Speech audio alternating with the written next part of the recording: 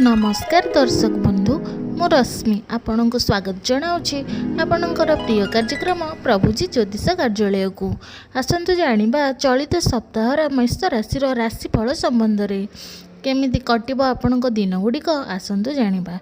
नवेम्बर मास 2025 मसीहा 8 तारिख ठारू 15 तारिख शनिवार पर्यंत मेष राशि राशिफल विषय रे।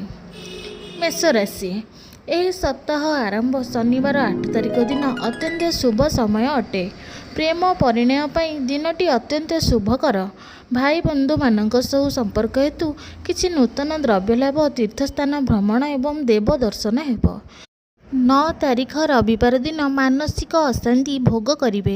बंधुଙ୍କ सह झगड़ा न करी शांत रहिले दिनटी भलरे कटिब।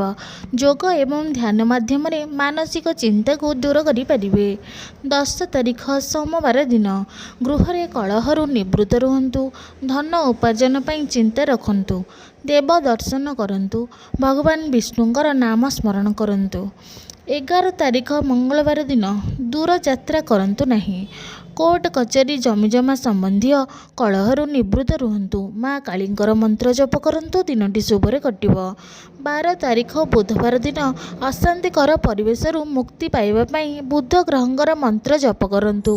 गोमाता को घास खाइबाकू दियंतु। जमी जमा कार्य रे दूरे रुहंतु। शेयर मार्केट रे अर्थ निवेश करंतु नहीं। 13 तारिख गुरुवार दिन संतान हेतुक कष्ट पादरे जंत्रणा दूरस्थान यात्रा करि पारंती। गुप्तधन प्राप्ति एवं धन आगमनर सूचना मिल पारे। बैंक कार्य रे सफल हेबे। 14 तारिख शुक्रवार दिन दूरस्थान यात्रा सुख प्राप्ति परिवार रे सुख देव दर्शन व्यवसाय उन्नति परिलक्षित हेब। 15 तारिख शनिवार दिन अनेक दिन धरी चलथिबा शत्रु विवादरू मुक्ति मिलिब। कर्मक्षेत्र में प्रशंसार पात्र हेबे।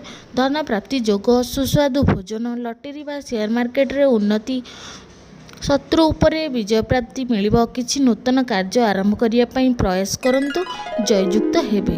दर्शक बंधु यह थिला मेष राशि एही सप्ताहर राशिफल संपर्क रे। दर्शक बंधु जदि आम कार्यक्रम आपनकु भल लागे ताहले निश्चित रूपे आम चैनल